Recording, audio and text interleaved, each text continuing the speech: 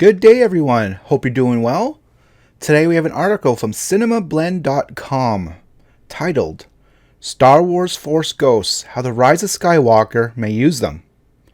If you like this kind of content, consider subscribing to the channel. It really helps out the channel a lot as we grow a lot bigger. But let's get into this. Star Wars The Rise of Skywalker is said to be the conclusive wrap on the first 9 episodes of the franchise, also known as the Skywalker Saga.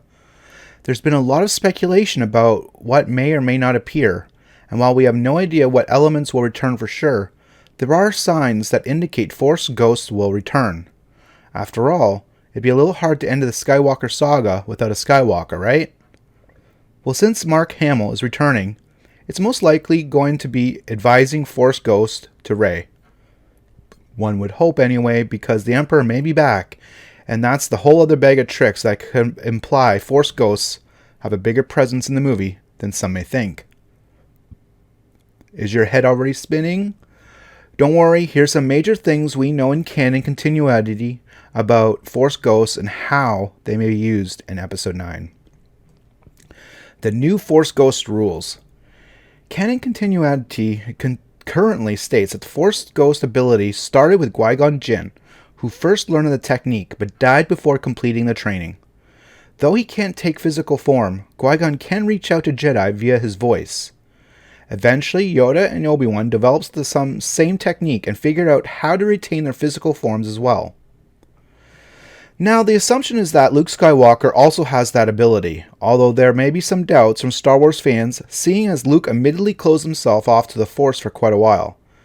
With that said, an excerpt from the upcoming Star Wars The Secrets of the Jedi, which is written by Luke, was confirmed that Luke had kept in contact with the spirits a long while before shutting off the Force. We also saw Luke reconnect with them not long after Rey arrived in Star Wars The Last Jedi, so chances are he learned the secrets to becoming a Force Ghost, or Force Spirit as the new canon calls it as well. The basic rules of Force Ghosts still apply from Classics or Legends canon, in that Force Ghosts can speak to Force sensitives who can see them, but cannot affect the world in a physical manner. That shouldn't be totally true, though. I mean, Yoda did summon lightning to burn down the Jedi tree, right? And Luke thought all the books were burned. So, I mean, I guess they can't touch something or whatever. Although, I mean, Yoda did hit him with a stick too, didn't he? I mean, it's been a bit since I've watched The Last Jedi, so pretty sure he hit him with a stick and then then got some lightning. They hit the tree. Anyways, can Sith turn into Force ghosts? Classic Star Wars fans may be surprised to learn that in the transition to new canon, Sith or Dark Jedi, as they were called before the prequels, can no longer become Force ghosts. As current canon states, Sith are unable to achieve the type of transcendence Jedis of the light side have achieved, which is why they've self-consumed with attaining as much physical power as possible. With that said, there have been ways in new canon that Sith have managed to retain some sort of physical presence after their death.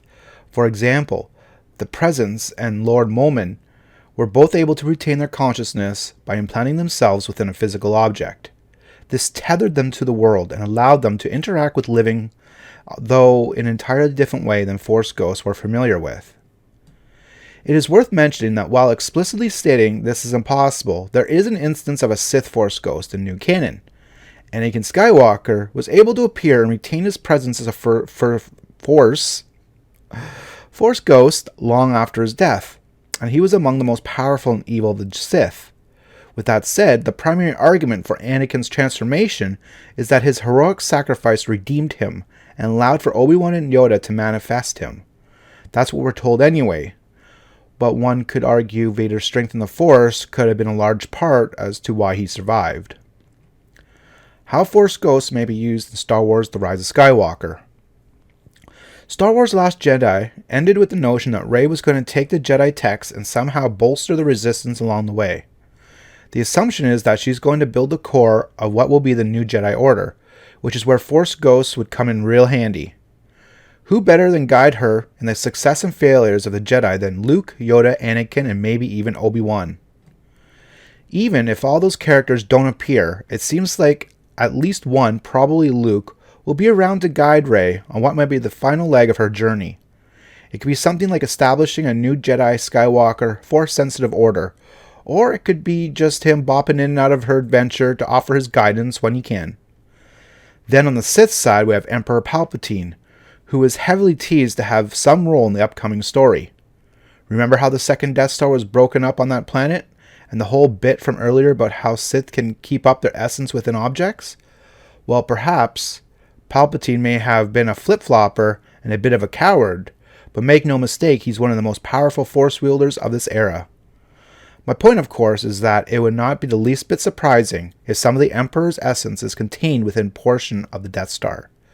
It was his final resting place after all, and while I'm not entirely sure how much time a Sith needs to complete that essence transference, Palpatine's paranoia and tendency to have contingency plans was legendary.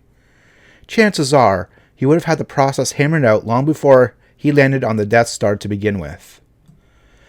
Unfortunately, new Force Ghost Spirit rules seem to ensure that Luke, Anakin, or any other dead Jedi wouldn't have a ghost showdown with Palpatine.